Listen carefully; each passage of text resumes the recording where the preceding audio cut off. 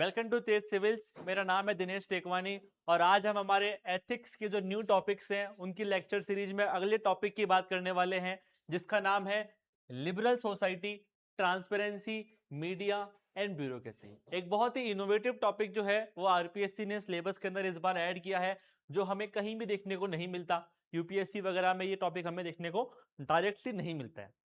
वैसे अगर हम कहें तो ट्रांसपेरेंसी को हम as an civil services value के रूप में पढ़ते आ रहे हैं और मीडिया को हम मीडिया एथिक्स के रूप में जो है वो पढ़ते आ रहे हैं। ब्यूरोक्रेसी के बारे में तो हम पूरे एथिक्स में पढ़ते ही हैं।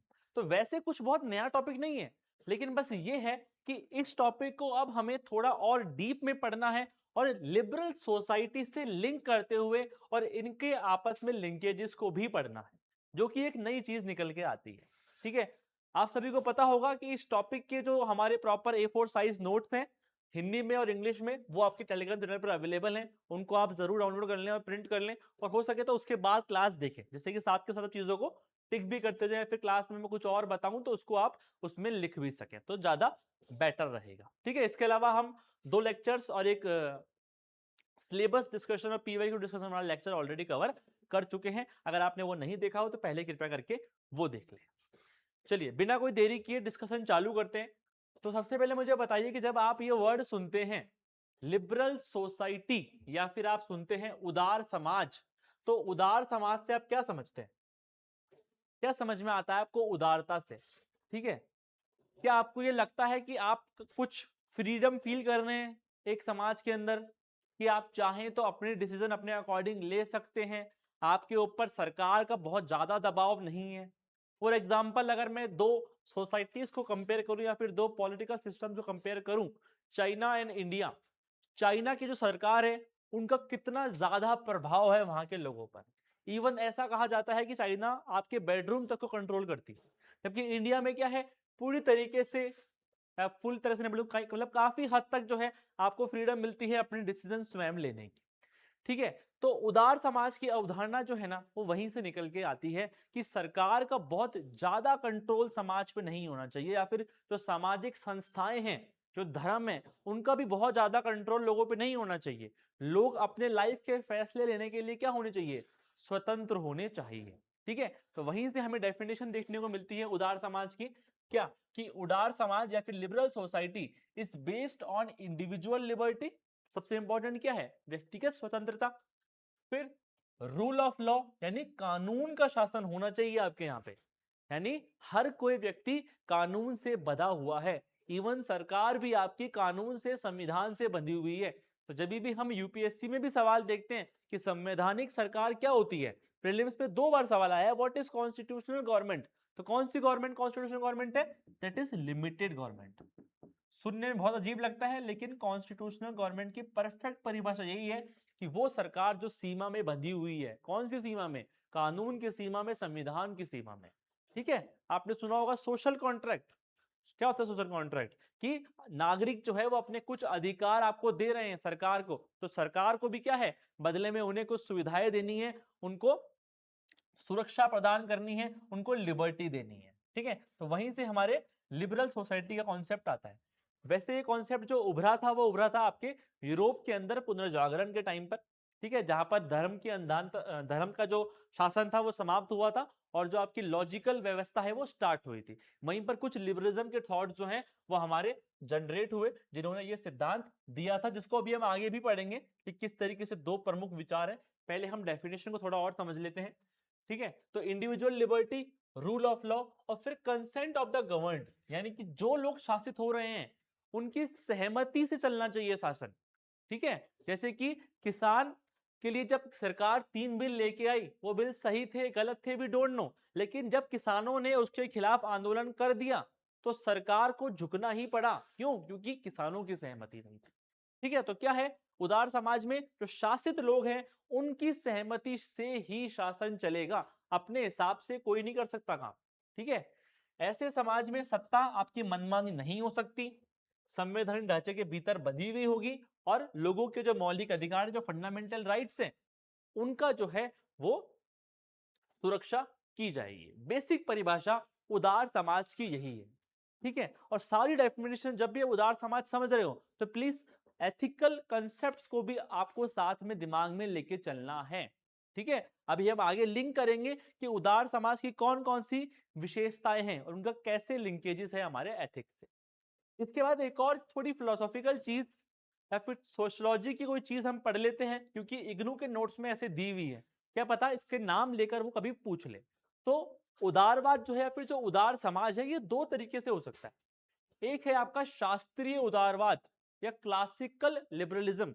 जब लिबरलिज्म का थॉट आया दुनिया के अंदर, तो स्टार्टिंग में जो थॉट आया, शास्त्रीय थॉट जो आया, वो था क्लासिकल लिबरलिज्म, जो कहता है कि सरकार का कोई रोल नागरिक की लाइफ में नहीं होना चाहिए, नागरिक पूरी तरीके से फ्री होना चाहिए। ठीक है, ये बोलता है क्लासिकल लिबरलिज्म। पर मुझे एक बात बताइए, क्या ये चीज पॉसिबल है? सर, पॉसिबल नहीं है। अगर सरकार होगी तो वो चीजों को मैनेज करेगी और उसे करना भी चाहिए। क्यों? क्योंकि अगर आप सभी नागरिकों को फ्री छोड़ दोगे, तो जो अमीर व्यक्ति है वो तो और अमीर होता जाएगा, वो गरीबों का शोषण करता जाएगा, और जो गरीब व्यक्ति है उसका ध्यान कौन रखेगा? तो उसका ध्यान रखने के लिए हमें सरकार चाहिए। इसलिए क्या कॉन्सेप्ट आया? आधुनिक उदारवाद।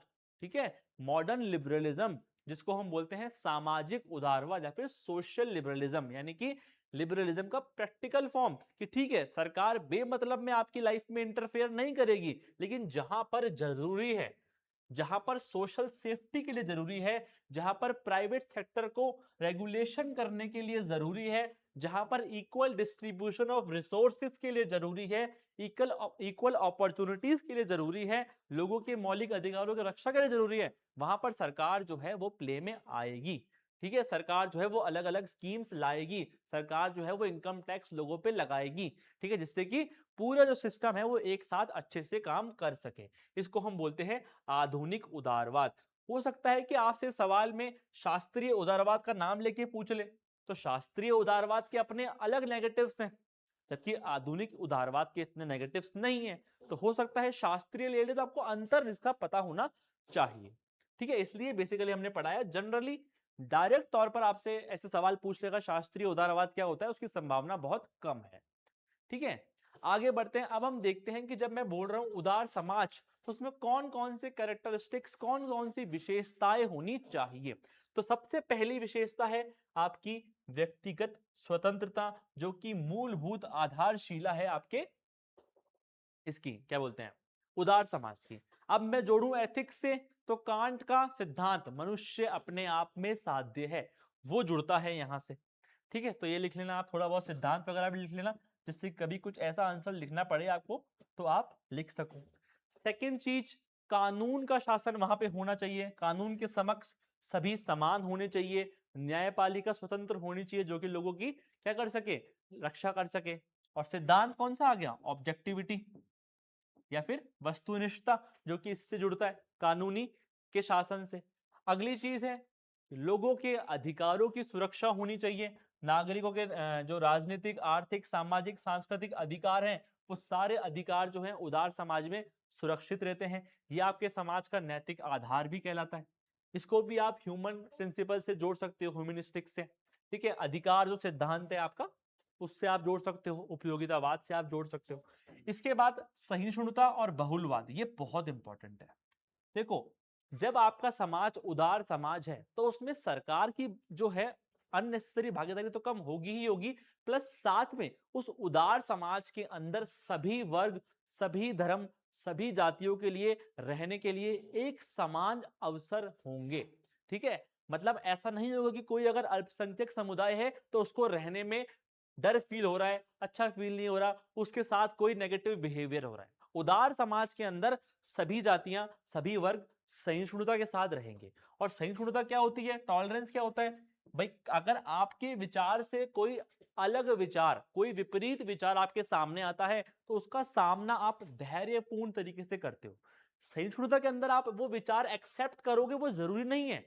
सहिष्णुता ना तो एक्सेप्टेंस है, ना ही रिजेक्शन है, बल्कि दोनों का मध्यम मार्ग है, कि अगर कोई विपरीत विचार वाला व्यक्ति, विपरीत धर्म वाला व्यक्ति भी आता है, तो मैं उसका सामना जो है वो धैर्यपूर्ण तरीके से विथ रेस्पेक्ट करूंगा। ठीक है, तो ये सहिष्णुता है। और बहुलवाद का मतलब वही विविधता में एकता, कि बहुत सारी संस्कृतियों के लोग जो हैं वो एक साथ मिलके रह सके, ऐसा होगा आपका उदार समाज। ठीक है, इसके बाद आपके उदार समाज के अंदर पारदर्शिता और जवाबदेहिता होनी चाहिए, जिससे कि जो आपका शासन है वो कैसे काम कर रहा है, हमारा पब्लिक जो मनी है वो किस तरीके से यूज हो रहा है, कहाँ पे यूज हो रहा है, वो सब हमें पता पड़े। जो भी प्रशासक डिसीजन ले रहे हैं वो अपने डिसीजन के प्रति क्या हो, उत्तरदायी हो। ठीक है, तो पारदर्शिता जवाबदेहिता इंपॉर्टेंट है। इसके बाद क्योंकि समाज का एक बहुत ही इंपॉर्टेंट पिलर है आपका मीडिया और आपका एडमिनिस्ट्रेशन या फिर ब्यूरोक्रेसी, जो हम आगे पढ़ने भी वाले हैं, मीडिया एंड ब्यूरोक्रेसी। तो ये दोनों भी जो है बहुत ही इंपॉर्टेंट पिलर है कि ये दोनों फ्री हों और निष्पक्ष होकर काम करें। इसके बाद नागरिकों की सहभागिता होनी चाहिए और सिविल सोसाइटी, एनजीओ वगैरह, ये सब भी जो है वो हमारे समाज में सक्रिय भागीदारी करने चाहिए। और सबसे एंड में जो हमारा लक्ष्य है आपके उदार समाज का, वो है न्यायपूर्ण और समतामूलक समाज। ठीक है, जो हमारा परम लक्ष्य है, मानवीय गरिमा, शांति, समृद्धि। ठीक है, तो इस तरीके से आप एक डायग्राम बनाकर कभी भी उदार समाज की विशेषताएं जो है वो प्रदर्शित कर सकते हो। ठीक है, तो उदार समाज के बारे में बहुत कुछ चीजें आपके माइंड में क्लियर हो गई होंगी कि उदार समाज क्या होता है और कौन कौन सी विशेषताएं होंगी उस समाज को हम देख के उदार समाज कहेंगे। ठीक है, अब डिसीजन आपको लेना है कि इंडिया के समाज को आप किस हद तक उदार समाज मानते हो। ठीक है, अब हमें क्या करना है, जो तीनों कीवर्ड्स लिखे हुए हैं, ट्रांसपेरेंसी, मीडिया एंड ब्यूरोक्रेसी, इन तीनों को इवेल्युएट करना है उदार समाज के ढांचे के अंदर। ठीक है, कि ट्रांसपेरेंसी है तो ट्रांसपेरेंसी कैसे उदार समाज में जरूरी है, कैसे हमारे एडमिनिस्ट्रेशन ब्यूरोक्रेसी में जरूरी है। सबसे पहली बात कि ट्रांसपेरेंसी, पारदर्शिता क्या होती है। कोई भी चीज को आप ट्रांसपेरेंट कब बोलते हो कि यार ये ट्रांसपेरेंट बोतल है, मतलब क्या है कि इसके अंदर जो है वो हमें साफ दिख रहा है, आर पार हमें साफ दिख रहा है। इसका मतलब क्या हुआ कि समाज में क्या हो रहा है, या फिर मैं बहुत प्रिसाइजली बोलूं तो सरकार में क्या चल रहा है, कैसे डिसीजन लिए जा रहे हैं, पैसा कहां पे खर्च किया जा रहा है, वो सब अगर नागरिकों को साफ तौर पे दिखाई दे तो उसे हम कहेंगे पारदर्शिता। यानी कि निर्णय लेने में खुलापन, सूचनाओं की सुलभता और शासन प्रक्रिया में स्पष्टता। ठीक है, और जो हमारी नोलन कमेटी है जिसने पब्लिक सर्विसेज के 7 मूल सिद्धांत बताए थे, ठीक है, ये आपकी यूके की कमेटी है, उसने पारदर्शिता को एज एन ओपननेस, खुलापन के रूप में शामिल किया है। तो ये बात भी आप अपने इंट्रोडक्शन में बता सकते हो अगर कोई सवाल आपके पारदर्शिता पर आता है तो। अब इसके बाद सबसे इंपॉर्टेंट चीज की इंपॉर्टेंस क्या है पारदर्शिता की, तो अगर मैं बात करूं कि अगर कोई सरकार पारदर्शी होकर काम करेगी तो क्या होगा, आपको जनता का विश्वास प्राप्त होगा। जब जनता देख पा रही है कि मेरा पैसा कहां खर्च हो रहा है, सरकार क्या कर रही है क्या नहीं कर रही, तो उसका विश्वास बनता है। ठीक है, सेकंड चीज, जब सारी चीजें पब्लिक डोमेन में हैं तो करप्शन की और माल प्रैक्टिस की संभावना बहुत कम हो जाती है। अगर जनता को पता पड़ रहा है कि टेंडर प्रोसेस किस तरीके से हो रहा है तो बहुत कम संभावना होती है कि उस टेंडर में जो है कोई करप्शन हो जाए। ठीक है, तो सीक्रेसी रिड्यूस होती है, पावर का मिसयूज कम होता है, अकाउंटेबिलिटी बढ़ती है। देखिए इससे क्या होता है, जब कोई अधिकारी काम कर रहा है और उसको पता पड़ रहा है कि मैंने जो भी काम किया है, जो भी डॉक्यूमेंटेशन किया है, उसको आरटीआई में कोई भी मांग सकता है, तो वो जो सारा काम है वो अकाउंटेबल होकर करता है, उत्तरदायी होकर करता है। वो सारा काम इस तरीके से करता है कि कल को मेरे से कोई भी पूछ सकता है कि ये काम आपने क्यों किया, किस बेस पे किया। ठीक है, तो अकाउंटेबिलिटी इससे बढ़ती है, आंसरेबिलिटी बढ़ती है, सिटीजन्स एम्पावर होते हैं जैसे कि आरटीआई। ठीक है, राइट टू इंफॉर्मेशन, ये मान के चलिए कि जब भी आप ट्रांसपेरेंसी की इंडिया में बात कर रहे हैं तो 50-60% में आरटीआई की बात कर रहा हूं। 2005 में आरटीआई ने आके भारत के प्रशासन को गोपनीयता के अंधकार से निकालकर सूचनाओं की पारदर्शिता या फिर सूचनाओं के उजाले में भर दिया। इस तरह की कुछ बात भी आप लिख सकते हैं कि आरटीआई ने एक सिटीजन को इतना एम्पावर बना दिया कि वो चाहे जिस चीज की इंफॉर्मेशन, जो भी लिमिट्स हैं आरटीआई की, उनके अंदर सरकार से ले सकता है। इसके अलावा पहले के जमाने में क्या होता था कि भाई कोई भी फाइल है ऑफलाइन चलती थी, तो आप जो देखते होंगे कि वहां आप गवर्नमेंट ऑफिस में जाओगे, वो आपको गोल गोल घुमाते थे कि आज फाइल नहीं मिल रही, आज वो नहीं हो रहा, आज ये छुट्टी पे है, आज वो छुट्टी पे है। लेकिन अब क्या है, अब सारा सिस्टम ऑनलाइन राजकाज पे है। ठीक है, किस पे है, राजकाज पे है। जो गवर्नमेंट एम्प्लॉइज हैं उनको तो पता ही होगा, और जो बाकी लोग हैं वो भी समझ लो। राजकाज ये गवर्नमेंट राजस्थान का सॉफ्टवेयर है जहां पर 100% ई फाइलिंग से काम हो रहा है। ठीक है, तो कोई भी फाइल आपकी कहां पर है, कहां नहीं है, किसके पास पेंडिंग है, वो सब आप राजकाज के थ्रू अब देख सकते हो। या फिर और भी बहुत सारे पोर्टल है, जस्ट लाइक जन सूचना पोर्टल। कोई भी स्कीम के बारे में सारी जानकारी आपको जन सूचना पोर्टल पे मिल जाएगी। अगर कोई भी आज आप ऑनलाइन आवेदन करते हो तो उसका क्या स्टेटस है, क्या नहीं है, वो सब आप ऑनलाइन देख सकते हो। ठीक है, जिससे कि आपको एम्पावरमेंट मिल गया, अब आप किसी के ऊपर डिपेंडेंट नहीं हो। डिसीजन मेकिंग इंप्रूव होती है जब ट्रांसपेरेंसी गवर्नमेंट में आएगी, तो सारे डिसीजन जो है वो सोच समझ के लिए जाएंगे। ठीक है, क्योंकि जनता उस डिसीजन को देख रही है, आपके पास बहुत बेटर डेटा होगा। हाँ, एक और बहुत इंपॉर्टेंट इसमें डायमेंशन ये आता है कि जब सिस्टम में पारदर्शिता होती है, तो लेट से आज कोई ए अधिकारी जो है वो किसी एक सीट पर है। ठीक है, अब ड्यू टू ट्रांसपेरेंसी कि जितने भी काम करता है वो फुल डॉक्यूमेंटेशन के साथ करता है कि मैं ये डिसीजन क्यों ले रहा हूं, वो क्यों ले रहा हूं। ठीक है, सारी बातें ऑन पेपर हैं। अब जब इसका ट्रांसफर हो गया और मिस्टर बी इस पोस्ट पर आए, तो अब इनको बहुत सोचने की जरूरत नहीं है, वो ए वाली सारी फाइलें पढ़ लेंगे तो उन्हें समझ में आ जाएगा कि अच्छा इस तरीके से यहाँ पे काम होता है। ठीक है, तो बहुत ज्यादा गैप नहीं आता चीजों के अंदर ट्रांसपेरेंसी होने की वजह से, और डिसीजन मेकिंग जो है वो बेहतर बनी रहती है क्योंकि सारी चीजें डॉक्यूमेंटेशन में रहती हैं। डेमोक्रेसी को स्ट्रेंथन करेगी ही करेगी, क्योंकि सुप्रीम कोर्ट का भी जजमेंट है कि अगर आप कहते हो कि हमारे पास वक्तव्य की आजादी है, विचार अभिव्यक्ति की आजादी है, तो इंसान बोलेगा कब, जब उसको पता होगा। आरटीआई के बारे में सुप्रीम कोर्ट ने बहुत अच्छा ये दिया हुआ है कि इंसान जब बोल पाएगा जब पता होगा उसको। तो पता करने के लिए इंपॉर्टेंट क्या है, ट्रांसपेरेंसी। ठीक है, इसके बाद एडमिनिस्ट्रेशन की एफिशिएंसी बढ़ेगी, रेड टेपिज्म, लाल फीताशाही कम होगी, वही यहाँ वहाँ फाइलों को घुमाने वाली चीजें कम होंगी, स्पीड अप होंगी चीजें। सारी चीजें जो है वो एवरेज डिस्पोजल टाइम के अकॉर्डिंग जो है वो मॉनिटर की जाती हैं ऑनलाइन सिस्टम के थ्रू, जिससे कि आपके काम में गति आती है। एथिकल गवर्नेंस को एनकरेज मिलेगा, नॉर्मल सा पॉइंट है। इस तरह से आप पारदर्शिता के इंपॉर्टेंस जो है वो बता सकते हो। कुछ एग्जांपल्स हम आगे पढ़ेंगे जिसको आप यहाँ पे ऐड कर सकते हो, जैसे जन सूचना पोर्टल हो गया, जैसे कुछ एडमिनिस्ट्रेटर के एग्जांपल हो गए, जो भी हम आगे पढ़ने वाले हैं। ठीक है, पहले हम ये देख लेते हैं कि इंडिया में आज की तारीख में ट्रांसपेरेंसी को कैसे इंश्योर किया जाता है, कौन कौन से टूल्स हैं जिससे कि हमारी ट्रांसपेरेंसी जो है वो काम कर रही है। तो सबसे पहला, सबसे important, right to information act 2005। अब कभी भी एग्जाम में लिखना होगा तो लिखेंगे कैसे, या तो हम कोई प्रोविजन लिख देंगे कि आरटीआई एक्ट 2005 के तहत 30 दिन में आप पब्लिक अथॉरिटी से इंफॉर्मेशन ले सकते हो, या फिर कोई फैक्ट आप लिख सकते हो कि हर साल 60 लाख से भी ज्यादा आरटीआई जो है वो देश में लगाई जाती है। यानी कितनी इंपॉर्टेंट बात है ये और कितना अच्छा फैक्ट है, जिससे आप ये शो कर सकते हो कि आरटीआई किस तरीके से ट्रांसपेरेंसी को इंश्योर कर रहा है। आरटीआई के बारे में बाकी सारी बातें लॉ में आपको पढ़नी ही पढ़नी है। ठीक है, तो उसको हम बहुत ज्यादा यहाँ पे डिस्कस नहीं करेंगे। दूसरी चीज एक है सिटीजन चार्टर, नागरिक अधिकार पत्र। ये क्या होता है, जितने भी आपके पब्लिक डीलिंग वाले डिपार्टमेंट्स हैं वहां पर अभी नागरिक चार्टर को बढ़ावा दिया जा रहा है। वहां पे क्या होता है कि एक बोर्ड लगाया जाता है बहुत बड़ा, जहां पर सब कुछ लिखा हुआ होता है कि इस ऑफिस में क्या क्या काम होता है, कौन सा काम के लिए आपको कौन से रूम नंबर में या कौन सी वेबसाइट से अप्लाई करना है, और कौन सा काम जो है वो कितने दिन में हो जाना चाहिए। इससे क्या है, आपको सारी बातें पता पड़ गई उस डिपार्टमेंट के बारे में, जिससे अच्छी ट्रांसपेरेंसी और क्या हो सकती है। लेकिन दिक्कतें भी हैं इस सिटीजन चार्टर के अंदर, जैसे कि सिटीजन चार्टर अभी लीगली रूप से बाइंडिंग नहीं है, इसको हम लोकल लैंग्वेजेस में नहीं रखते हैं। ठीक है, इसका रिव्यू नहीं होता कि एक्चुअली में वो काम हो रहा है कि नहीं हो रहा। तो ये एक अलग टॉपिक है, पर ट्रांसपेरेंसी में एक पॉइंट के रूप में आप इसको लिख सकते हो।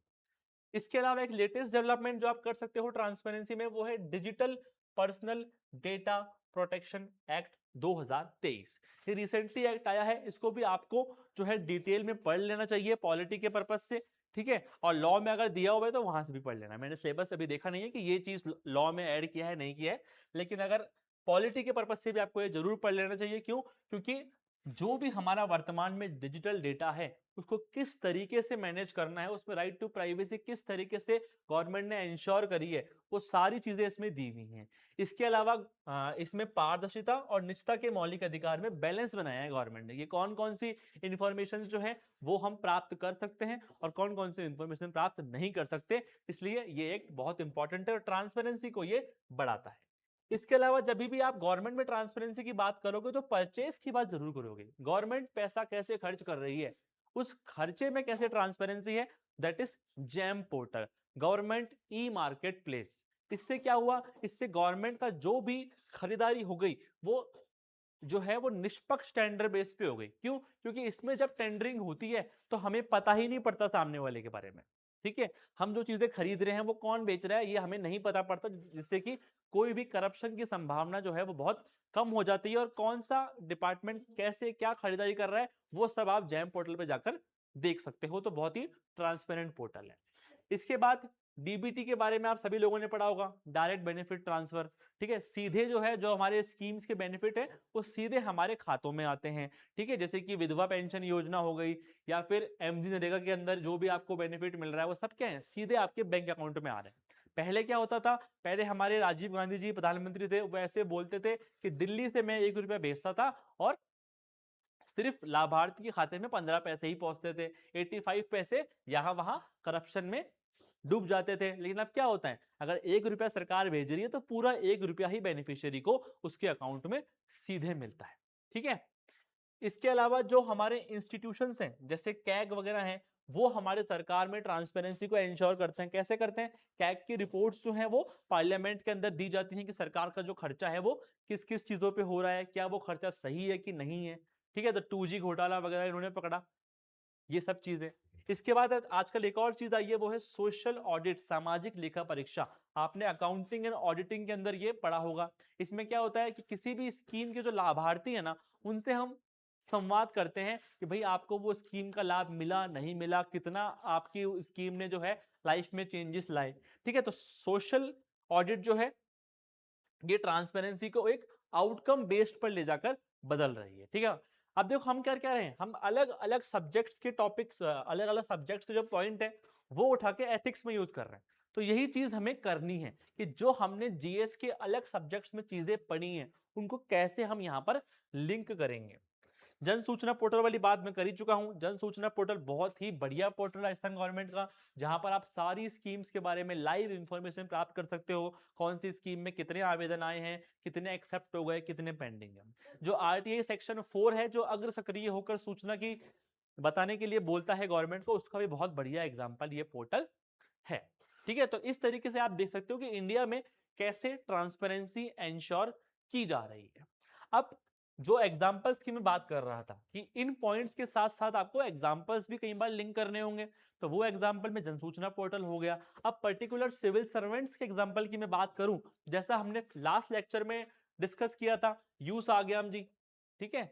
2009 में तमिलनाडु के वो पहले आईएएस ऑफिसर हैं जिन्होंने अपनी संपत्ति को क्या करा, पब्लिक डोमेन में लाया। तो ट्रांसपेरेंसी का बहुत बढ़िया एग्जांपल है। इसके बाद टीएन शेषान जी, बहुत इंपॉर्टेंट, आपने जरूर नाम सुना होगा कि ये हमारे पूर्व चीफ इलेक्शन कमिश्नर थे। और सुप्रीम कोर्ट ने यहां तक कहा है कि इलेक्शन कमीशन के इतिहास को हम 2 पार्ट्स में डिवाइड कर सकते हैं, before T N Seshan and after T N Seshan. मतलब कोई एक व्यक्ति कितना बड़ा चेंज किसी इंस्टीट्यूशन में ला सकता है। इन्होंने क्या किया, 1990s के आसपास ये जो है चीफ इलेक्शन कमिश्नर बने। गवर्नमेंट का बहुत प्रेशर था, उसके बाद भी इन्होंने मॉडल कोड ऑफ कंडक्ट जो आचार संहिता होती है उसको प्रॉपर्ली लागू करवाया। अभी तक आचार संहिता थी पर केवल कागजों में होती थी, खुले तौर पर उसका उल्लंघन किया जाता था। लेकिन इन्होंने पॉलिटिकल विरोध के बाद जिन लोगों ने इनको अपॉइंट किया है उनके खिलाफ एक्शन लेते हुए मॉडल कोड ऑफ कंडक्ट लागू करवाया। इसके अलावा आप सभी लोगों के पास आज एपिक कार्ड होगा, मतदाता फोटो युक्त पहचान पत्र, वो भी इन्हीं का ही जो है प्रयास था। उससे 1995 से जो पहले हैं वो फोटो नहीं होती थी वोटर आईडी के ऊपर, और पॉलिटिकल लोग चाहते भी नहीं थे फोटो आए। क्यों? क्योंकि फोटो आएगी तो फर्जी मतदान की संभावना कम हो जाएगी। तो इन्होंने क्या बोला, नहीं, एपिक कार्ड बनेंगे, हर एक व्यक्ति की जो फोटो है वो सिस्टम में आएगी, ठीक है। इसके बाद एक हमारे ये पूरा अनिल स्वरूप जी हैं, ठीक है। अनिल स्वरूप जी क्या करते हैं, जो हमारा कोल का ऑक्शन होता है, ठीक है, कोल का ऑक्शन करने की जो डिजिटल प्रणाली है वो अनिल स्वरूप जी ने स्टार्ट की थी। इससे पहले क्या था, जो हमारे कोयले के ब्लॉक्स का आवंटन था, वो आवंटन जो है ना वो फर्स्ट कम फर्स्ट बेसिस पे होता था कि जो पहले आओ पहले पाओ। तो उससे क्या होता था, जितने भी नेताओं के जानकार थे उन सभी लोगों को कोयले का ब्लॉक का आवंटन हो जाता था। लेकिन बाद में अनिल स्वरूप जी ने आके सुप्रीम कोर्ट की गाइडलाइंस के अकॉर्डिंग कोयला घोटाले के बाद ये चेंजेस किए और अब कोयला जो है वो हमारा डिजिटल ऑक्शन के थ्रू जो है वो चलता है। इसके बाद ये है हमारे मेट्रोमैन श्रीधरन जी। मेट्रोमैन श्रीधरन जी के बारे में आप सभी लोगों ने पढ़ा होगा। दिल्ली मेट्रो का जो निर्माण हुआ था वो इन्होंने इतना ट्रांसपेरेंट रूप में किया, इतना एफिशिएंटली किया कि उसके बाद देश में जितनी भी मेट्रोज बनी है उन सारी मेट्रो प्रोजेक्ट में हम ई श्रीधरन जी को एज एन इनवाइटी मेंबर बुलाते हैं कि आप अपना एक्सपर्टाइज दीजिए कि हम कैसे एफिशिएंटली ट्रांसपेरेंटली काम करें। ठीक है, तो ये कुछ एग्जांपल्स हैं ट्रांसपेरेंसी के कि किस तरीके से लोगों ने ट्रांसपेरेंसी को इंश्योर किया।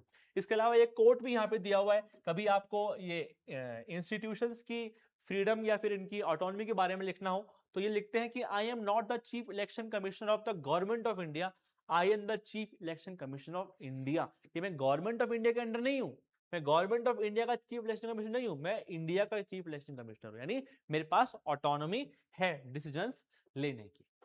ठीक है, अब हमने ट्रांसपेरेंसी का इंपॉर्टेंस पढ़ लिया, कौन कौन से टूल्स हैं ट्रांसपेरेंसी के इंडिया में वो पढ़ लिया और एग्जांपल्स पढ़ लिए। अब हम देखते हैं कि ट्रांसपेरेंसी हमारे यहाँ पे इंश्योर क्यों नहीं हो पाती, और उसके बाद एक बहुत ही नया डायमेंशन समझेंगे कि क्या ट्रांसपेरेंसी के भी अपने आप में कोई नेगेटिव्स हो सकते हैं क्या। ठीक है, ट्रांसपेरेंसी हमें लगता है बहुत ही बढ़िया वैल्यू है, लेकिन ट्रांसपेरेंसी के भी दोस्तों अपने आप में नेगेटिव होते हैं और उस पर भी यूपीएससी से एक सवाल भी पूछा हुआ है, तो वो डायमेंशन भी हम कवर करेंगे। पहले हम देख लेते हैं कि पारदर्शिता की चुनौतियां क्या है इंडिया के अंदर।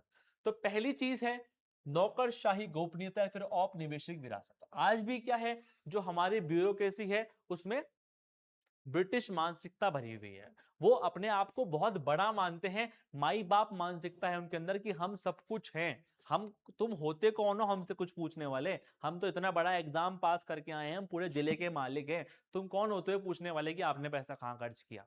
ठीक है, तो ये माइंडसेट है। तो जब ये माइंडसेट होगा तो गोपनीयता बनी रहेगी, कोई जो है ट्रांसपेरेंसी नहीं आएगी, वो कोई जिम्मेदारी नहीं समझेंगे। तो ये माइंडसेट कहीं हद तक हमारे पास है।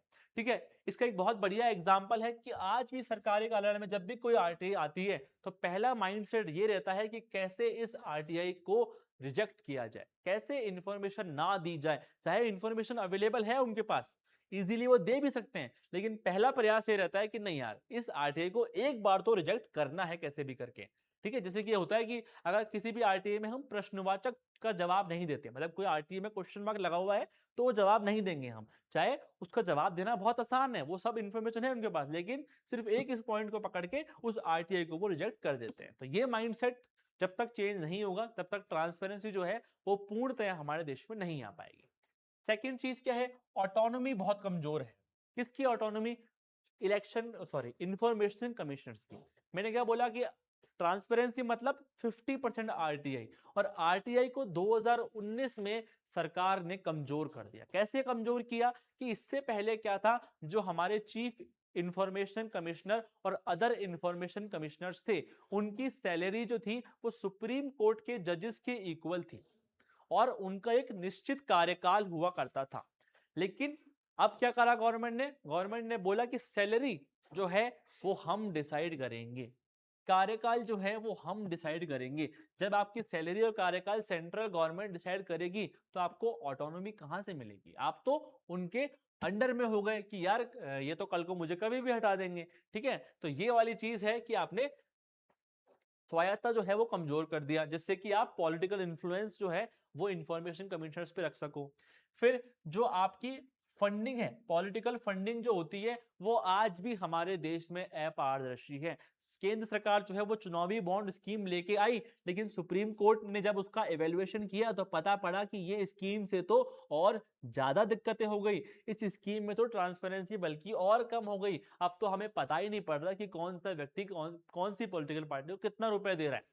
ठीक है, तो ये चुनावी बॉन्ड वाली स्कीम सुप्रीम कोर्ट ने खत्म कर दी। तो आज भी हमारे देश में कैश बेस्ड पर ही जो है पॉलिटिकल पार्टीज की फंडिंग की जा रही है। ठीक है, तो ये क्या है, अभी तक अपारदर्शी बना हुआ है, जो कि बहुत इंपॉर्टेंट चीज है हमारे देश की। ठीक है, इसके बाद डिजिटल डिवाइड बहुत इंपॉर्टेंट पॉइंट है। आज की तारीख में आप ट्रांसपेरेंसी में क्या बोलते हो कि हमने चीजें ऑनलाइन कर दी हैं, आप राजकाज पे देख सकते हो, आप इस पोर्टल पे देख सकते हो, आप उस पोर्टल पे देख सकते हो, पर भाइयों ग्रामीण क्षेत्रों में कहां पर है इंटरनेट? ग्रामीण क्षेत्रों में कहां है डिजिटल लिटरेसी? है ही नहीं।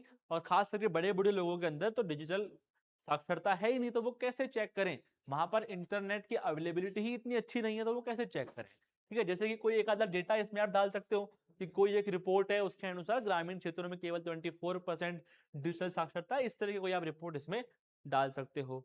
इसके बाद जो हमारे आरटीआई कार्यकर्ता हैं उनके ऊपर खतरा लगातार बना हुआ है। 2005 से अब तक 100 से भी ज्यादा आरटीआई कार्यकर्ताओं को मारा जा चुका है। यानी आरटीआई एक्टिविस्ट जो होते हैं, जो कि गवर्नमेंट में ट्रांसपेरेंसी को इंश्योर करते हैं, उनपे सीधे कार्रवाई जो है हो जाती है सैंड माफियाओं के द्वारा, और कुछ भी उनको न्याय नहीं मिल पाता, जिससे क्या होता है कि कोई भी व्यक्ति जो है वो आरटीआई लगाने से पहले 10 बार सोचता है। ठीक है, जबकि हमने विसल ब्लोअर एक्ट लाया हुआ है, हमने विसल ब्लोअर प्रोटेक्शन एक्ट लाया हुआ है, लेकिन प्रॉब्लम क्या है कि 2014 में एक्ट लाने के बाद आज 12 साल हो गए, लेकिन अब तक सरकार ने रूल्स नोटिफाई नहीं किए हैं।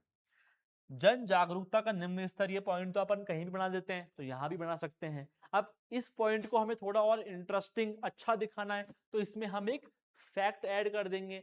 ठीक है, कैसे करेंगे? जैसे हम लिख देंगे कि व्यवस्थित सर्वेक्षणों के अनुसार केवल 12% जो लोग हैं ग्रामीण क्षेत्रों में वही जानते हैं आरटीआई अधिनियम के बारे में।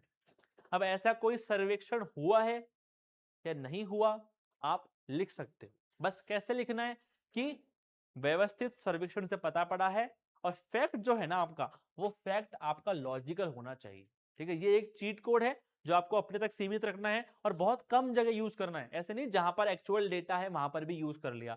जहां पर कोई एक्चुअल डेटा नहीं है और आपको उस पॉइंट को अच्छा बनाना है, कैची बनाना है, तो आप इस तरीके से कोई डेटा अपने मन से उसमें ऐड कर सकते हो। मतलब ऐसा कोई जरूरी नहीं कि 12% ही हो, ये 15% भी हो सकता है।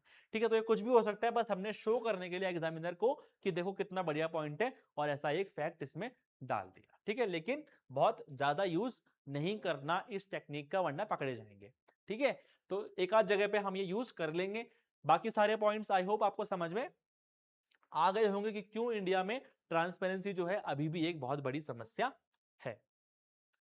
अब अगली चीज, नया डायमेंशन, कि क्या ट्रांसपेरेंसी अपने आप में कोई प्रॉब्लम क्रिएट कर सकती है क्या?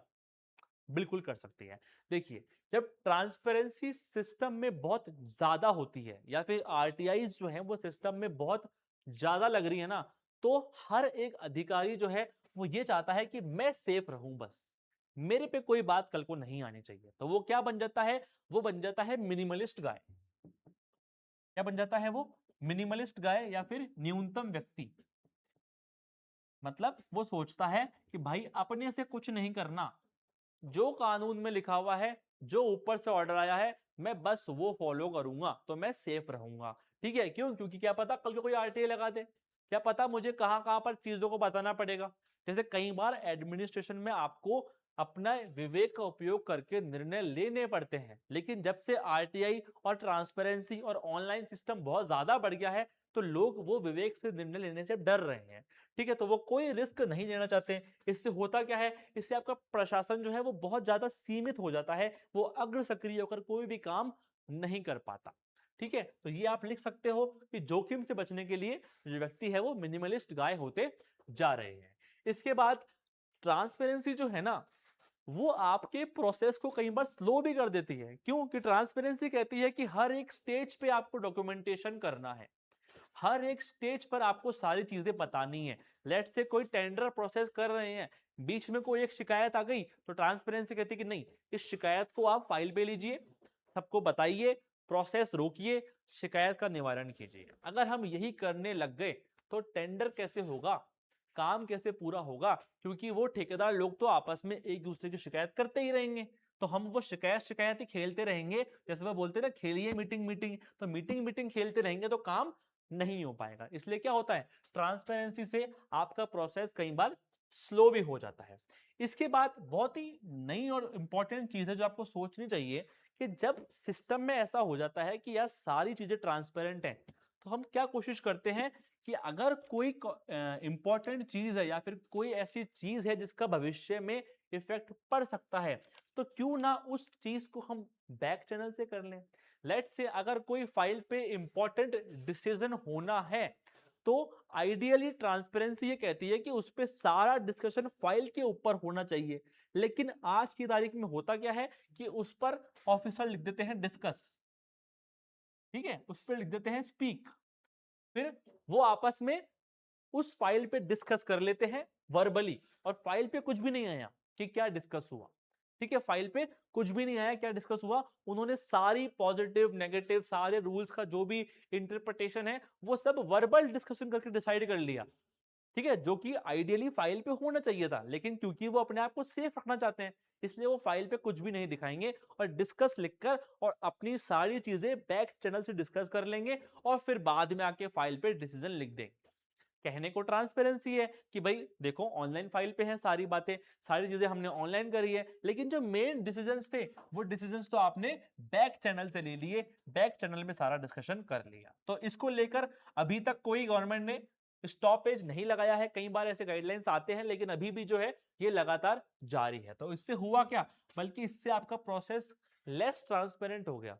पहले एटलीस्ट वो सारी बातें फाइल पे होती तो थी, चाहे वो फाइल हमारे हाथ में नहीं आती थी, पर वो सारी बातें डॉक्यूमेंटेशन में थोड़ा बहुत होती थी। लेकिन आज जैसे ही कुछ कॉन्फिडेंशियल या ऐसी कोई चीज आई तो आपने उसको बैक चैनल से कर लिया। ठीक है, इससे ट्रांसपेरेंसी बल्कि और कम हो गई। इसके बाद व्यक्तिगत प्रतिशोध, इसका मतलब क्या है ना, इसका मतलब ये है कि आजकल आरटीआई का जो है ना हम मिसयूज भी बहुत करने लग गए कि हमें किसी ऑफिसर से बदला लेना है या फिर किसी फला व्यक्ति से बदला लेना है तो उसके अगेंस्ट हमने आरटीआई लगाना चालू कर दी। ठीक है, तो जो हमारा टूल था ट्रांसपेरेंसी का वो टूल जो है वो बदला लेने का बन गया। तो इससे हुआ क्या, इससे बल्कि सिस्टम में और प्रॉब्लम्स क्रिएट हुई और कोई सॉल्यूशन नहीं मिल पाया। इसके बाद बहुत इंपॉर्टेंट पॉइंट जो कि आप फर्स्ट पॉइंट के रूप में लिख सकते हो वो है राष्ट्रीय सुरक्षा जोखिम। नेशनल सिक्योरिटी की जहां पे बात आ जाती है तो वहां पर आप ये नहीं कह सकते कि सारी बातें ट्रांसपेरेंट होनी चाहिए। आपके पास कितने हथियार हैं, ठीक है, उसका क्या यूसेज है, उसको कैसे कैसे आप यूज कर सकते हो, वो सारी बातें आप ट्रांसपेरेंटली नहीं बता सकते। आप कौन सा हथियार कहां से खरीद रहे हो वो सारी चीजें हम नहीं बता सकते। वहां पर हमें ट्रांसपेरेंसी को लिमिटेड करना पड़ेगा। जैसे कि एक बात मुझे याद आती है कि जब हमारा और चाइना का डोकलाम इशू चल रहा था, ठीक है, उस समय पर कोई एक रिपोर्ट जो है वो आती है जो कहती है कि इंडिया के पास चाइना से लड़ने के लिए केवल 10 या 12 दिन के हथियार ही हैं। ठीक है, अब ये रिपोर्ट सच है झूठ है पता नहीं। अगर सच भी है तो मान के चलिए कि क्या ये बात जो है वो पब्लिक डोमेन में आनी चाहिए थी क्या? बिल्कुल भी नहीं। क्यों? क्योंकि इससे देश का मोरल डाउन होता है। जो दुश्मन है उसको हमारे जो कॉन्फिडेंशियल बातें हैं वो पता चलती हैं। इसलिए इंपॉर्टेंट क्या है कि जहां नेशनल सिक्योरिटी की बात आ गई वहां पर हमें ट्रांसपेरेंसी से कॉम्प्रोमाइज करना पड़ेगा। हम हर जगह ट्रांसपेरेंसी का झंडा लेके हाथ में नहीं चल सकते। ठीक है, तो ये सारे पॉइंट्स हैं कि ट्रांसपेरेंसी से कैसे नेगेटिव चीजें भी उत्पन्न होती हैं। तो इसका मतलब क्या है कि कंक्लूजन में हम बैलेंस कर देंगे चीजों को कि हमें क्या करना है, ट्रांसपेरेंसी रखनी है लेकिन विथ डिफरेंट डिफरेंट चेक्स कि कौन कौन सी चीजों के साथ हम ट्रांसपेरेंसी कर रहे हैं, आरटीआई का मिसयूज हमें कैसे रोकना है, वो सारी बातें हमें साथ में लेके चलनी है। इसके बाद कुछ कोट्स जिनका यूज आप कर सकते हो इंट्रोडक्शन में, कंक्लूजन में या फिर बॉडी में भी, जैसे कि पारदर्शिता जो है वो सुशासन और जवाबदेहिता की कुंजी है। कोफी अन्नान जी कह रहे हैं, इसको आप इंट्रोडक्शन में या फिर कंक्लूजन में कहीं यूज कर सकते हो। कंक्लूजन के लिए ज्यादा बेटर है ये वाला, है ना।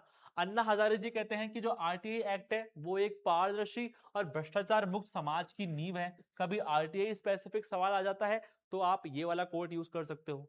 फिर इमैनुअल कांट का ये कोड बहुत इंपॉर्टेंट है। इस कोड पे तो स्पेसिफिकली सवाल भी आ सकता है। क्यों? क्योंकि इस कोड को समझना अपने आप में इजी नहीं है। इमैनुअल कांट कहते हैं, पहले इंग्लिश समझ लेते हैं, all actions relating to the rights of other, वो सारे एक्शंस जो आप किसी अन्य व्यक्ति के अधिकार को इंश्योर करने के लिए करते हो, आर अनजस्ट, वो अन्याय है, if their maxim is not compatible with publicity, यानी जो उनका मूल है अगर वो पब्लिक सिटी के सिद्धांत के अनुकूल नहीं है तो वो सारे काम जो है वो अन्याय है। अब एक बार पढ़ने पे समझ में नहीं आया कि क्या कहना चाह रहे हैं कि किसी और व्यक्ति के लिए, किसी और व्यक्ति के अधिकारों के संरक्षण के लिए जो भी आप काम कर रहे हो वो सारे काम अन्याय हो जाएंगे अगर वो पब्लिक सिटी प्रिंसिपल को फॉलो नहीं कर रहे हैं। अब ये पब्लिक सिटी प्रिंसिपल क्या है? पब्लिक सिटी का मतलब है कि वो सारी बातें पब्लिक में होनी चाहिए, यानी पारदर्शिता होनी चाहिए। इसका मतलब ये है कि अगर कोई सरकार किसी व्यक्ति के लिए काम कर रही है, किसी वल्नरेबल सेक्शन के लिए काम कर रही है और उस वल्नरेबल सेक्शन को ये नहीं पता कि ये काम कैसे हो रहा है, कहां से पैसा आ रहा है, तो वो सारी चीजें अन्याय हैं। हाँ, थोड़ा एक्सट्रीम स्टेटमेंट है क्योंकि हर जगह सही नहीं हो सकता, लेकिन फिर भी ये स्टेटमेंट बहुत इंपॉर्टेंट है जिसके पॉजिटिव साइड्स और नेगेटिव साइड्स दोनों लिखे जा सकते हैं। ठीक है, पॉजिटिव में हम लिख देंगे कि हाँ ये बात सही है, जब हमें नहीं पता पैसा कहां से आ रहा है तो पॉसिबिलिटी है करप्शन की, पॉसिबिलिटी है कि उसका इंटेंशन कुछ और हो। ठीक है, पॉसिबिलिटी है कि वो जितना पैसा मिल रहा है उतने नहीं, उससे हम ज्यादा के लिए एंटाइटल्ड हो। ठीक है, तो बहुत सारी चीजें आती हैं। और नेगेटिव में आप ये बोल दोगे कि वही कि एक्सटेंसिव जहां पारदर्शिता होगी तो वहां पे काम ही नहीं हो पाएगा। ठीक है, वहां पर अधिकारी जो है वो मिनिमलिस्ट हो जाएगा। तो इस तरह की बातें आप इसमें कर सकते हो, लेकिन ये कोड जो है इंपॉर्टेंट है, इस पे सीधे तौर पर सवाल बन सकता है। ठीक है, ट्रांसपेरेंसी, इस हिसाब से हमने पूरी डिस्कस कर ली कि ट्रांसपेरेंसी क्या होती है, कैसे इंपॉर्टेंस है, क्या क्या टूल्स हैं, क्या क्या जो है चैलेंजेस हैं इंडिया में ट्रांसपेरेंसी के, और क्या क्या ट्रांसपेरेंसी की अपने आप में कमियां हैं। अब हम चलते हैं हमारे सेकेंड कीवर्ड की ओर, जो है मीडिया। अब मीडिया आप सभी जानते हो, ठीक है, और जब हम डिस्कस यहाँ कर रहे हैं तो यहाँ सारी मीडिया आ गई, प्रिंट मीडिया आ गई, टीवी मीडिया आ गई, यानी कि आपके न्यूज चैनल्स आ गए, और आपके सोशल मीडिया भी आ गई।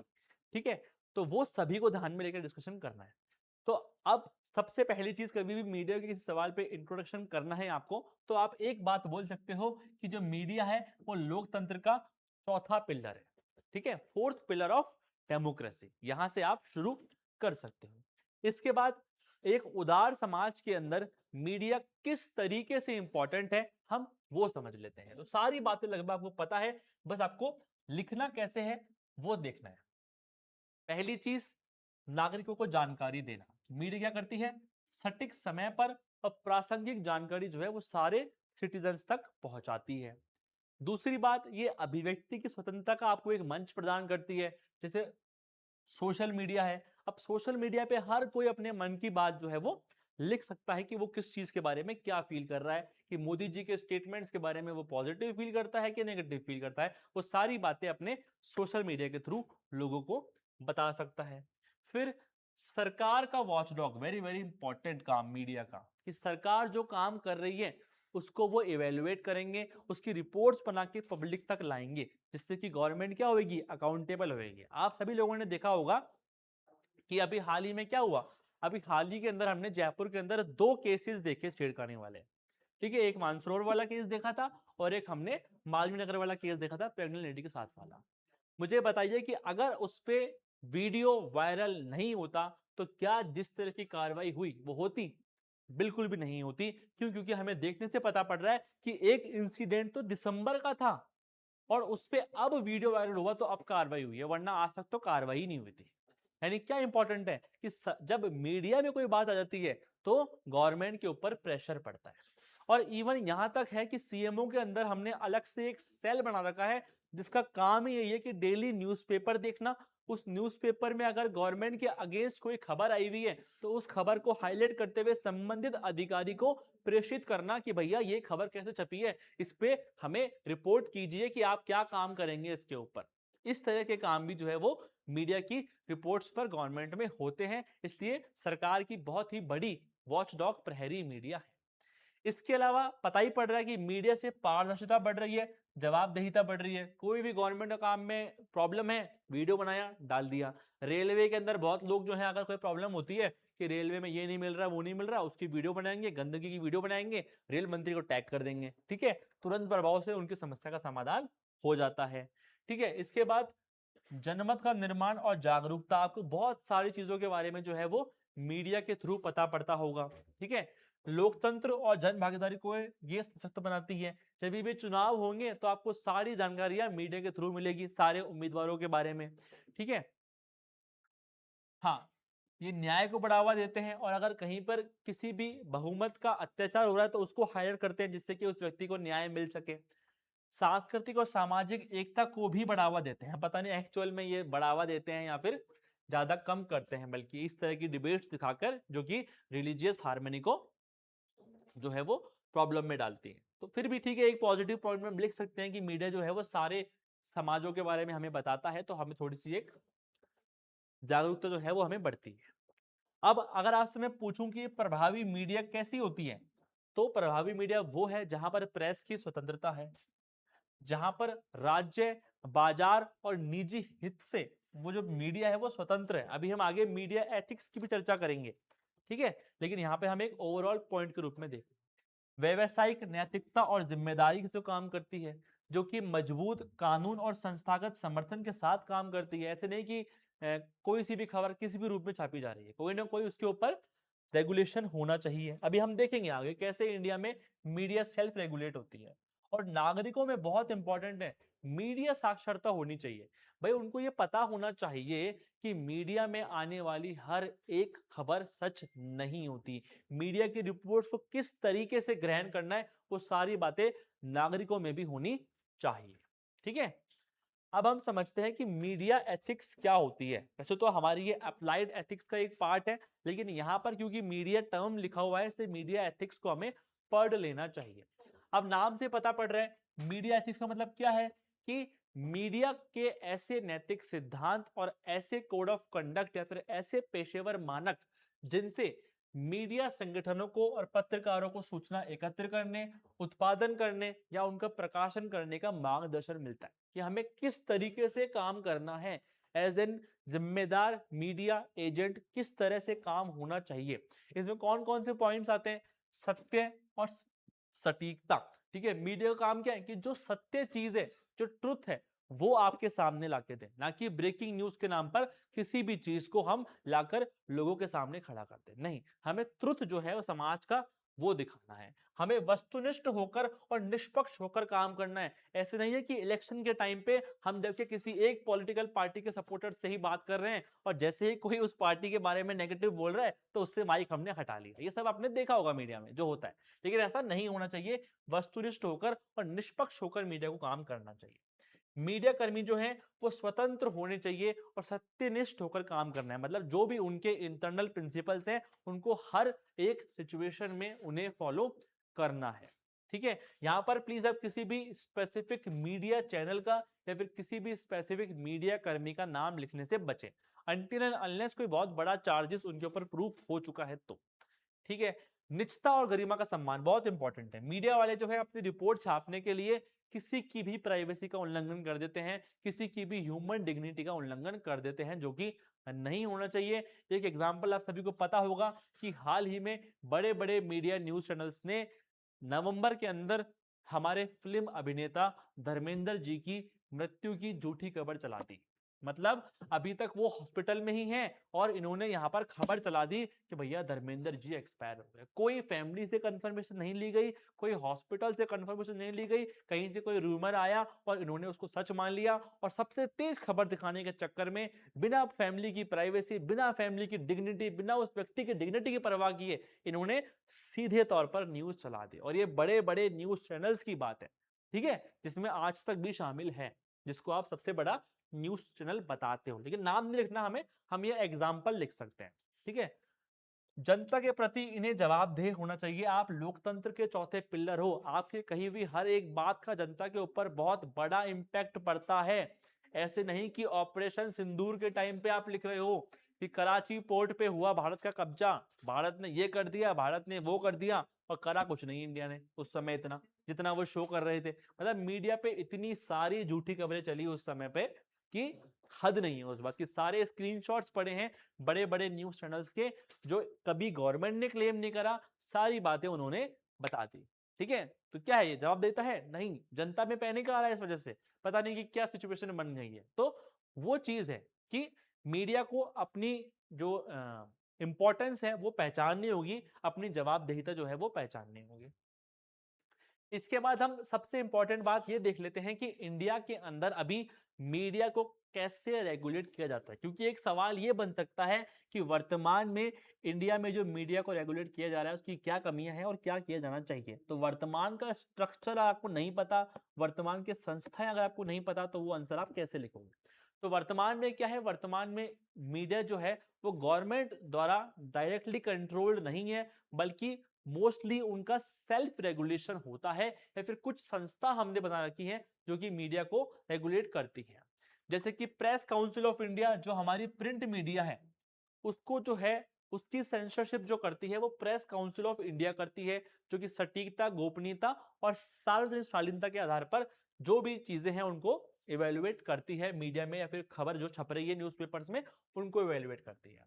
इसके अलावा रिसेंटली हमारे पास कुछ चेंजेस आए हैं आईटी एक्ट्स और रूल्स में, जिसको हम बोलते हैं डिजिटल मीडिया और सोशल मीडिया आईटी मध्यस्थ दिशा निर्देश 2021 और 2026 में जो चेंजेस आए। ठीक है, ये हम लॉ के अंदर भी पढ़ते हैं, जो हमारे आईटी एक्ट के रूल्स हैं। इसमें हमने किया है, इसके अंदर हमने डीप फेक जैसी चीजों को जो है वो ऐसा बोल दी कि एआई से अगर कोई सामग्री बनेगी डीप फेक वाली, तो उसकी लेबलिंग होनी चाहिए। त्रिस्तरीय एक संरचना बननी चाहिए, जिससे हमें शिकायत कोई अगर है किसी के खिलाफ तो वो हम कर सकें। इसके अलावा अगर गवर्नमेंट बोलती है कि कोई कंटेंट आपको अपने पोर्टल से हटाना है, तो 3 घंटे के अंदर वो कंटेंट आपको हटाना है। पहले 24 घंटे था, अब 2026 वाले रूल्स में और कम करके इसको 3 घंटे कर दिया गया। तो इस तरह की चीजें हैं, इसको आपको और डिटेल में पढ़ लेना चाहिए। इस पे स्पेसिफिक सवाल किसी और पेपर में आ सकता है। यहाँ पर हमें सिर्फ इसको यूज करना है एज एन मीडिया का टूल। इसके अलावा सेल्फ रेगुलेशन का जो एक संस्था है वो है NBDSA, समाचार प्रसारण एवं डिजिटल मानक प्राधिकरण, news broadcasting and digital standards authority. जिसमें क्या होता है, जिसमें कि जितने भी आपके न्यूज चैनल्स हैं उनको ये जो खबर चलाई जा रही है उनको ये इवेल्युएट करता है। जैसे आप सभी ने देखा होगा NDTV को एक दिन के लिए बैन किया गया था, तो वो इस संस्था ने किया था। ठीक है, इसके अलावा जो विज्ञापन चलते हैं न्यूज चैनल्स पे, उसके लिए एक भारतीय विज्ञापन मानक परिषद भी हमने बना रखी है। तो इस तरह से वर्तमान में ये स्ट्रक्चर है, लेकिन इस स्ट्रक्चर में ना बहुत सारी अभी कमियां हैं। कैसे कमियां हैं कि पहली चीज कि इतना सब होने के बाद भी हमारे देश में जो प्रेस की स्वतंत्रता है उस वाले सूचकांक में लगातार गिरावट हो रही है, और 2026 में हमारी रैंक 157 हो चुकी है। रिपोर्टर्स विदाउट बॉर्डर्स करके एक इंटरनेशनल ऑर्गेनाइजेशन है जो कि ये रिपोर्ट निकालती है, और बहुत ही ऑथेंटिक रिपोर्ट इसको पूरे वर्ल्ड में माना जाता है। उसमें जो है वो हमारी प्रेस की स्वतंत्रता की स्थिति जो है वो लगातार खराब हो रही है। यानी गवर्नमेंट का जो इम्पैक्ट है प्रेस पे, या फिर प्रेस का जो खुद का सेल्फ रेगुलेशन है वो बहुत कमजोर है। प्रॉब्लमेटिक चीज, हमारे देश में 24 घंटे ब्रेकिंग न्यूज का कल्चर है। हर समय ब्रेकिंग न्यूज, हर समय टीआरपी शो कर रही है। इसके लिए हम किसी भी हद तक गिर जाएंगे। एग्जाम्पल धर्मेंद्र जी वाला डाल दो, या फिर ऑपरेशन सिंदूर वाला डाल दो, या बहुत सारे एग्जाम्पल आप आए दिन देखते रहते हो मीडिया में, जो आपने कहीं पर भी आप नोट करके उसको एग्जाम्पल लिख सकते हो। बस थोड़ा सा अच्छे से और शॉर्ट में हमें एग्जाम्पल लिखना है। डीप फेक्स और एआई ने तो अब प्रॉब्लम बढ़ा ही दी है सोशल मीडिया पे। समझ में ही नहीं आता कौन सा वीडियो जो है वो सच है और कौन सा वीडियो जो है वो एआई जनरेटेड है। ठीक है, रशिया यूक्रेन वॉर के टाइम पे कितने वीडियो वायरल हुए जो कि एआई से क्रिएटेड थे। ठीक है, वो कितनी बड़ी प्रॉब्लम जो है वो क्रिएट कर सकते थे। और सबसे बड़ा केस रश्मिका मंदाना जी का, जहां से ये डिबेट स्टार्ट हुई थी। ठीक है, फिर नेक्स्ट है पेड न्यूज, या फिर इसको हम बोलते हैं पीली पत्रकारिता, येलो जर्नलिज्म, कि आपने पैसे देके अपने अकॉर्डिंग खबरें छपवा ली। ठीक है, पॉलिटिकल पार्टीज करती हैं, खूब करती हैं, इसके अलावा और लोग भी करते हैं। तो ये वाला पॉइंट भी इंपॉर्टेंट है। मीडिया ट्रायल, ये क्या होता है मीडिया ट्रायल? बहुत बार आपने देखा होगा कोई ऐसा केस है जो अभी न्यायालय में लंबित है, जिसकी अभी जांच चल रही है, लेकिन मीडिया उस केस में जो आरोपी है उसको इस तरीके से शो करती है कि उसने अपराध किया ही किया है। जैसे सुशांत सिंह राजपूत का जब केस हुआ सुसाइड वाला, तो उनकी गर्लफ्रेंड को सीधे ऐसे दिखाया कि इन्हीं की वजह से जो है वो सुसाइड करी है, जबकि तब तक कुछ प्रूफ नहीं हुआ था। लेकिन क्या हुआ, मीडिया का ट्रायल हो गया, मीडिया ने अपने हिसाब से मान लिया, तो और पूरी इमेज हमारे देश में उसकी वैसी ही बन गई। इसके अलावा एक और केस में पहले ऐसा हुआ था, शायद वो आरुषि मर्डर केस था, जहां पर उस महिला के मम्मी पापा को ही मीडिया ने ऐसे शो कर दिया कि इन्होंने ही मर्डर किया है अपनी बेटी का, जबकि बाद में कुछ और प्रूफ हुआ। लेकिन तब तक तो पूरे समाज में क्या हो गया कि वो उस बच्ची के हत्यारे हो गए। क्यों? क्योंकि मीडिया में दिखाया है, न्यूज़पेपर में ऐसा आया है, चाहे वो क्वेश्चन मार्क लगा के ही दें, लेकिन देते हैं। संजू मूवी में आपने देखा होगा कैसे मीडिया जो है वो क्वेश्चन मार्क का यूज करके और मीडिया ट्रायल करती है। फिर कमजोर आत्मनियमन है। सुप्रीम कोर्ट 2023 में कहता है कि जो ये एनबीएसए वाली बॉडी है ना, ये जो जुर्माने लगाती है तो टूथलेस है, इनका कोई काम नहीं है, कोई इनके पास पावर नहीं।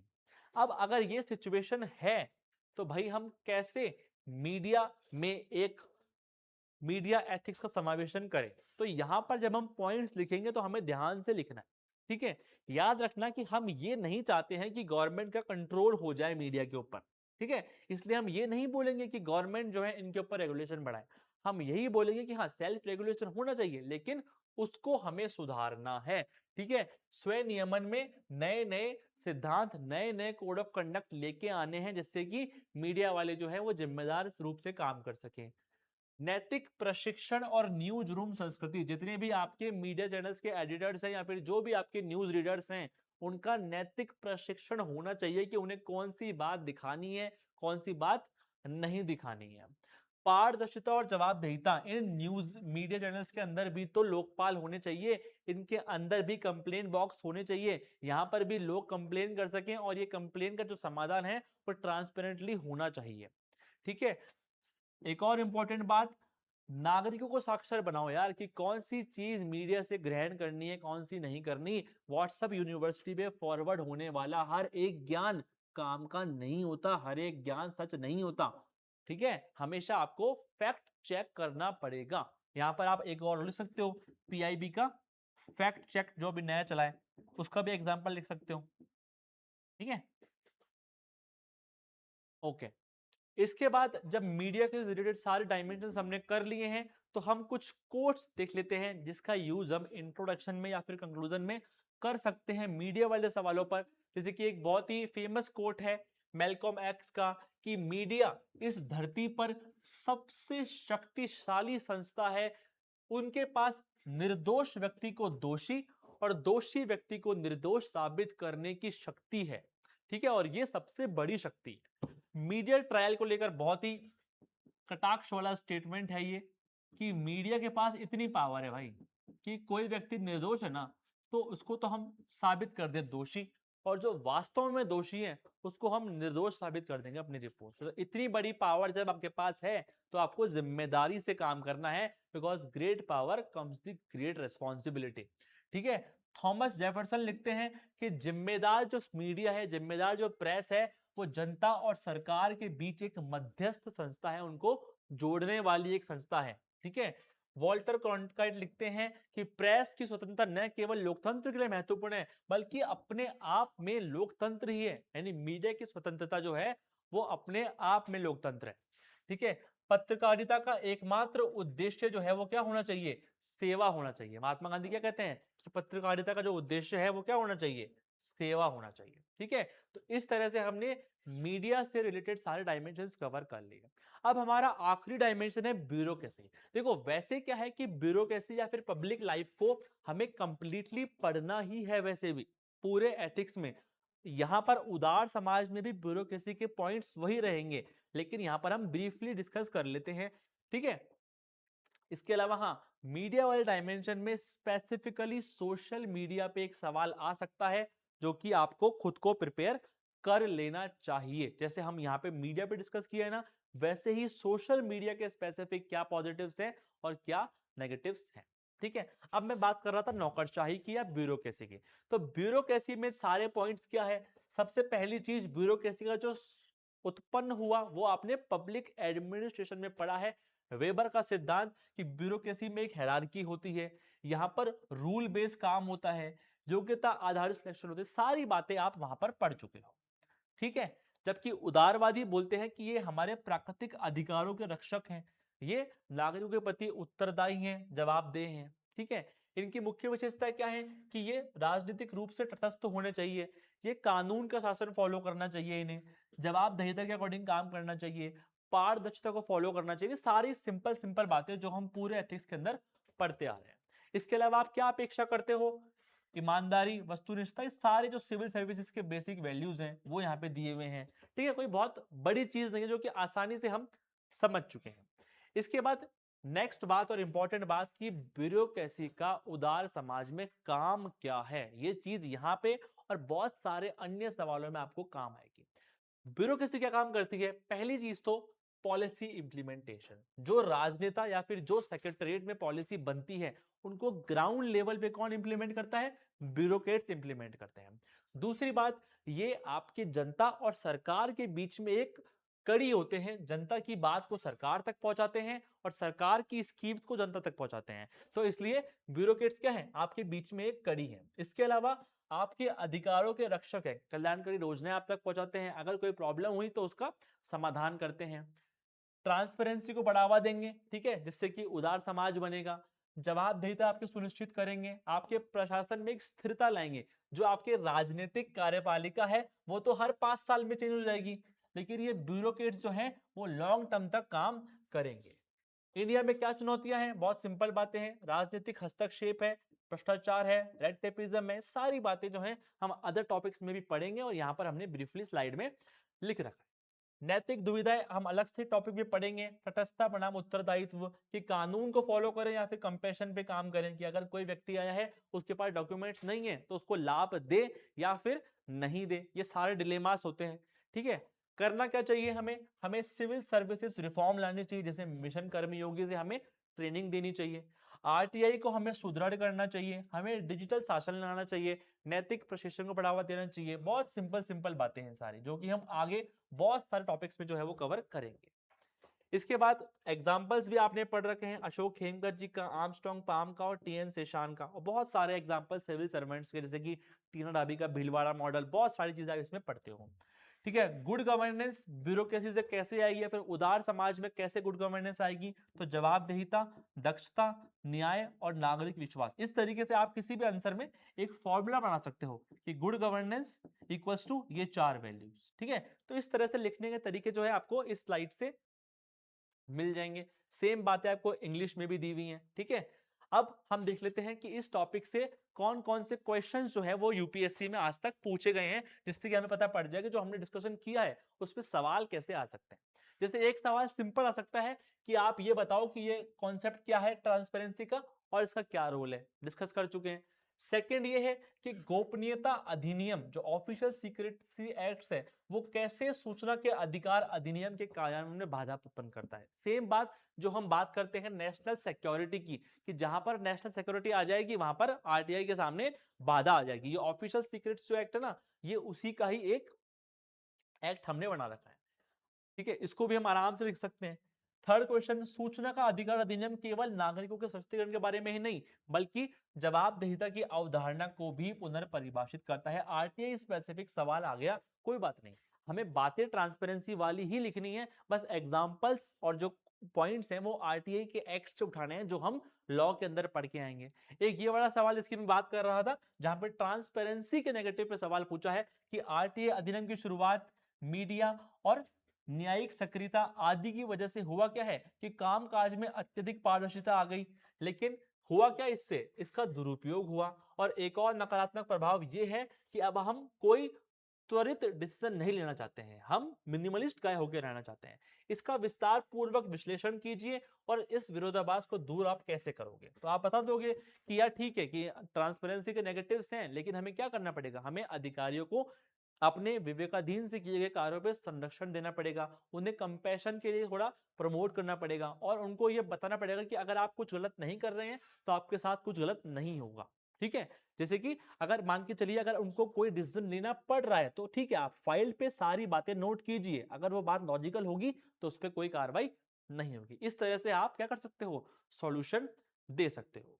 ठीक है, तो इसी के साथ जो हमारा ये बहुत ही बड़ा और इंटरेस्टिंग टॉपिक था, लिबरल सोसाइटी, ट्रांसपेरेंसी, मीडिया और ब्यूरोक्रेसी, उस पे सारे डायमेंशंस जो है हमने कवर कर लिए कि कैसे एक उदार समाज क्या होता है, उसकी कौन कौन सी विशेषताएं होती हैं, उसमें ट्रांसपेरेंसी क्या है, उसकी कौन सी विशेषताएं हैं, कैसे वो इंपॉर्टेंट है, ट्रांसपेरेंसी के क्या क्या टूल्स हैं इंडिया में, क्या क्या चैलेंजेस हैं और कौन कौन से ट्रांसपेरेंसी के अपने आप में कमियां हैं। फिर हम आए मीडिया पे, मीडिया को हमने डिस्कस किया कैसे सेल्फ रेगुलेशन मीडिया में इंडिया में मीडिया का होता है, उसकी क्या कमियां हैं, उसको हम कैसे दूर कर सकते हैं। और एंड में हमने ब्यूरोक्रेसी का एक बहुत ही ब्रीफ ओवरव्यू लिया, क्योंकि वो पूरे एथिक्स में हम पढ़ने ही वाले हैं तो उसको अलग से डिस्कस करने का कोई खास मतलब यहाँ पे नहीं बनता है। ठीक है, thank you so much class में बने रहने के लिए। अब जो नेक्स्ट लेक्चर है उस पर हम डिस्कस करेंगे वैल्यू रैशनैलिटी वाले पे। ठीक है, थैंक यू सो मच।